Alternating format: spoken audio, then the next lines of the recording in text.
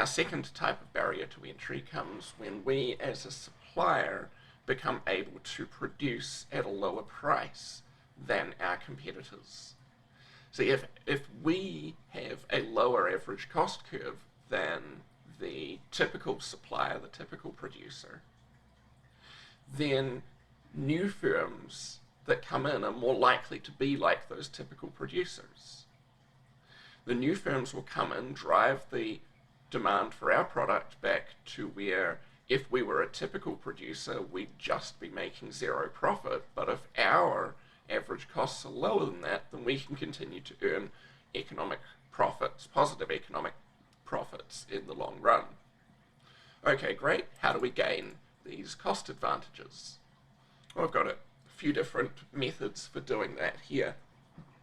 One, we can have done it already for a long time.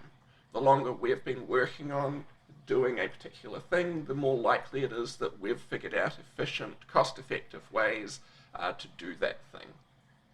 So having a firm that's been in business for quite a while, and also having been working with you for quite a while, is beneficial for gaining cost advantages.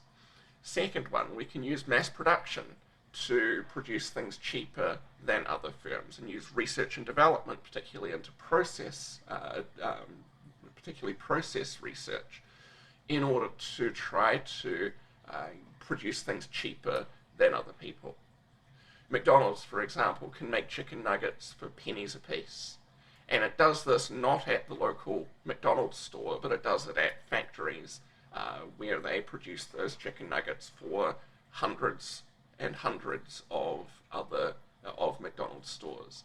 By producing them in this cheap way, and by continually doing research into how they can get those products cheaper and cheaper, McDonald's can make a large profit on each of those chicken nuggets that it sells.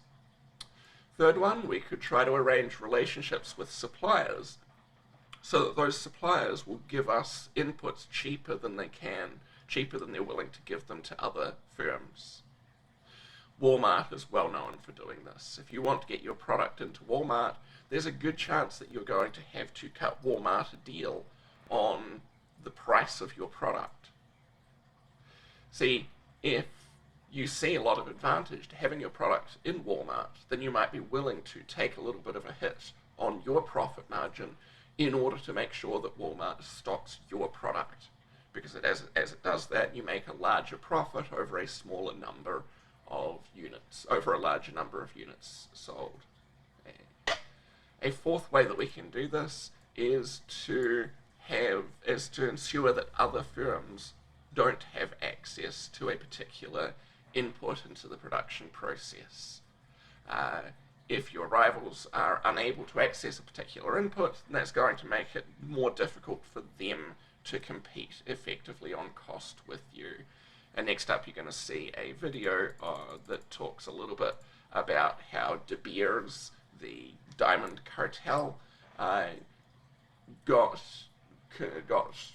large control over the world's diamond supply throughout the 20th century, and hence was able to then control the access to that scarce input, those raw diamonds, in order to keep competitors from competing strongly with De Beers so that they could keep their profits high in the long run.